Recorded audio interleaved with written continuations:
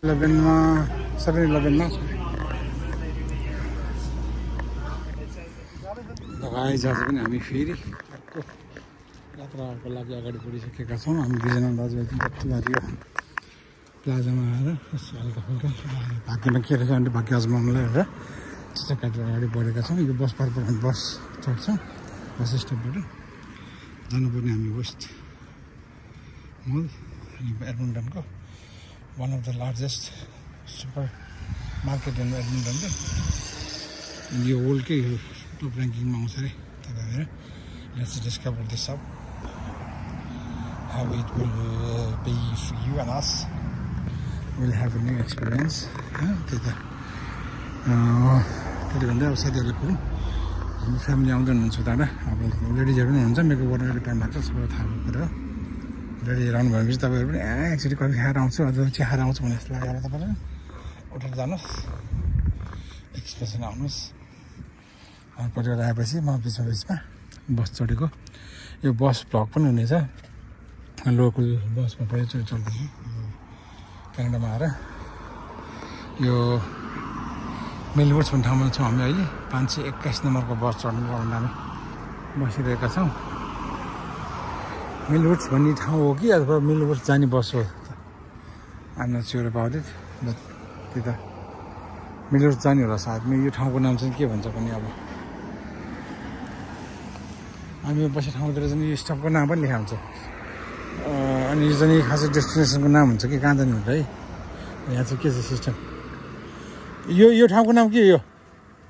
यो ठाउँ यो मिलवुड्स भनेर चाहिँ जाने ठाउँ हो। अनि यो हामी उभिरहेको ठाउँको नाम के हो? अब कोही मान्छे उताबाट आयो यो ठाउँमा ओर्लिनु पऱ्यो भने कसरी अड्कल्ने? उयो हेरेर अड्कलेर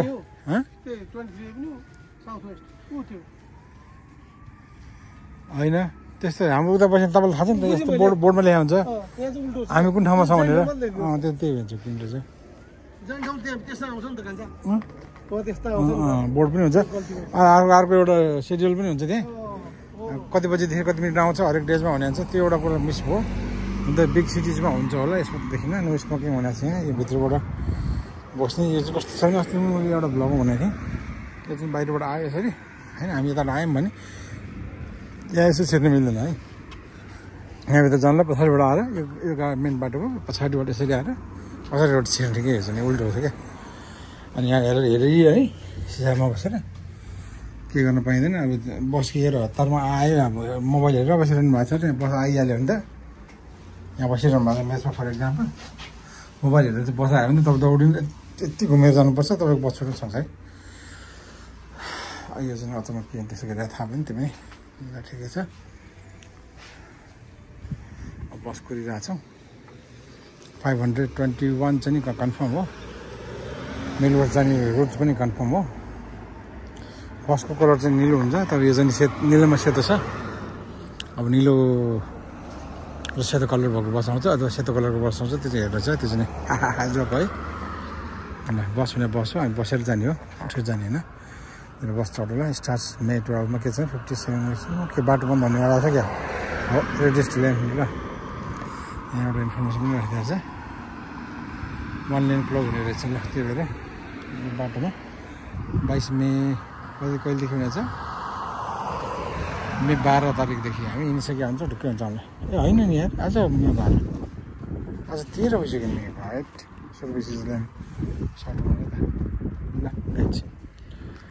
अब बस गरौँ र हाम्रो परिवार गरौँ। जहाँ लेडिजहरू हुनुहुन्छ मलाई मेकअप गर्न टाइम लागिहाल्छ। हामी धेरै छिटो आइपुगेका छौँ। हाम्रो दाइ आइहिँडेपछि जहिले पनि टाइमभन्दा छिटो पुग्छौँ। कसरी वर्तमान गर्नु भोज गर्नुभयो भने बिहे गर्नुभयो भने पण्डितहरू आउनुभन्दा पनि पहिला यो दाइ पुगिसकेका हुन्छन्। त्यही भएर यो दाइ चाहिँ टाइम टेबलमा चाहिँ पक्का छ। कसैलाई टाइम टेबल अनुसारको कोही मान्छे काम गर्ने मान्छे चाहिएको छ उहाँलाई सम्पर्क गर्नु होला एरेन्ज गर्नलाई। टाइम म्यानेजमेन्टमा चाहिँ उहाँ पक्का हुनुहुन्छ। म चाहिँ जहिले पनि टाइमभन्दा ढिलै पुग्नु पर्छ पनि। बाटोबाट यहाँ नै धेरै बेर लाग्यो। त्यही त अहिले उसमा तपाईँले न्यु रोड कुरा अरे खम्बा माथि राखेको छ नि ट्रान्सफर्मर होइन। त्यही त न्यु रोडको कुरा अरे। न्यु रोडमा अन्डरग्राउन्ड पार्किङ छ अहिले हो। हाम्रो पनि त्यही हो अन्डरग्राउन्ड गरिसक्यो होइन। गरिसक्यो हाम्रो पनि। यो त सिस्टम ल्याएन नि त। यो त स्पेसली गर्दा होला यस्तो राम्रो सिस्टम बनाएको होइन होइन। यो सेफ पनि भयो यहाँ यत्रो ठुलो ठाउँ बाटोमा यो फुटपाथमा राख्यो भने त फुटपाथ सकिन्छ बाटो आधी खाइदिन्छ तर यही पनि अब माथि उचालेर राख्यो भने त पोलमा राख्यो भने भइहाल्यो भने त राम्रो त देखिँदैन राम्रोको लागि कुरै भएन नि अब व्यवस्थापन गर्नु पनि भएपछि सिटी बनाउँदा यस्तो गर्नु पऱ्यो लाइनमा घर यहाँ त्यो घर र यो बाटोको ग्याप अनि यो होइन यो ट्रान्सफर्मर हो यो नेटको हो यो नेटको त्यसरी मिलाएको छ त्यो घर घरमा टुक्रो अब यस्तो नि त तपाईँ हेर्नु आफै हेर्नु त्यो घर भएको बाटो यहाँ मान्छे हिँड्ने बाटोसम्म छ नि होइन फुटपाथमा जग्गा एउटा बाटो दुईवटा लेन हुने गरेर बाटो छुट्याइदिएको छ त्यहाँ ग्रिनरी छ होइन त्यसपछि खम्बा छ त्यहाँ पनि अझ ग्रिनरी छ अनि अझ पार्किङ छ अनि बाटो 2 लेनको अझ 3 लेनको बाटो छ त्यहाँ भनेपछि त यहाँ जे गरे पनि हुन्छ अनि है त उ गरेर होला चेक गरेर होला हाल्यो भन्दा नि त्यो दिन चेक गरे अनि त्यसपछि नयाँ हाल्ने होला कि यो टिकट 2 वर्षको 3 वर्ष पुरानो मात्र होइन होला नि त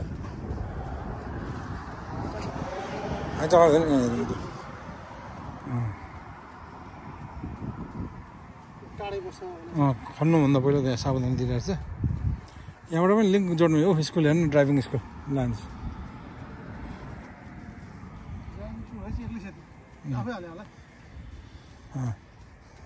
यहाँ सकेट पनि राखिदिएर चाहिँ के को लागि लिङ्कको लागि कनेक्टेड गर्नलाई होला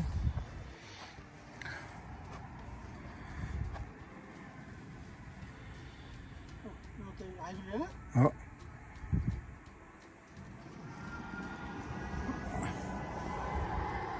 यो त फुल्ली इलेक्ट्रिक लाग्छ अहिले भएको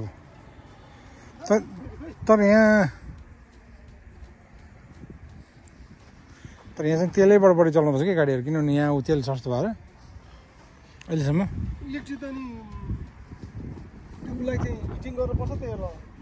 जाडो महिनामा छिटो ब्याट्री पनि कन्जम हुने भएर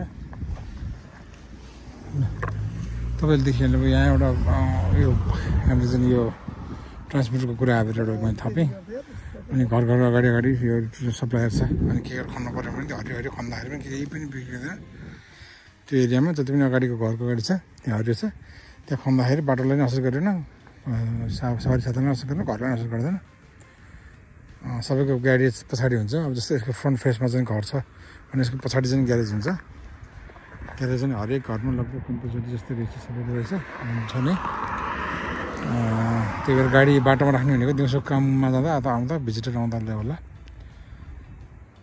भने यो पोस्टमा छ नि तपाईँको घरको गल्लीमा एउटा एक स्ट्रिटमा कुनै कर्नरमा यसरी राख्दै आउँदा चाहिँ सबै वरिपरिको घरको यो एरियामा आएर पोस्ट यसरी लिने ताकि जाडो महिनामा पोस्टम्यानलाई पनि सजिलो होस् एकै ठाउँमा यो एरियाको सबै चिठीहरू बाटबाट खसाल्ने हरेक घर जानु परेन लामो ठुलो छ नि त यो स्ट्रिट अब यो स्ट्रिट पनि कतै होला यता यसै पोस्ट खसाल्ने ठाउँ त्यसले गर्दा यो पोस्ट सिस्टमलाई चाहिँ धेरै फाइदा छ है पोस्टम्यानलाई चाहिँ यहाँ धेरै फाइदा छ वेदर राम्रो छ प्लेन ल्यान्डिङ गर्न लागिरहेको छ शीतल हावा लागिरहेको छ गर्मी पनि छैन घाम पनि छैन जाडो पनि छैन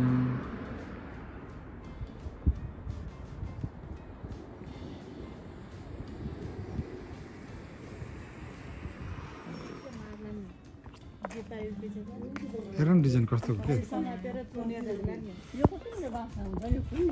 यो चाहिँ भाइरलमा म कसले बोल्यो भनेर पनि देखाउँछु यो मान्छेले बोले जे पाइ बोल्छ भिडियोमा जहिले बिगार्ने यही हो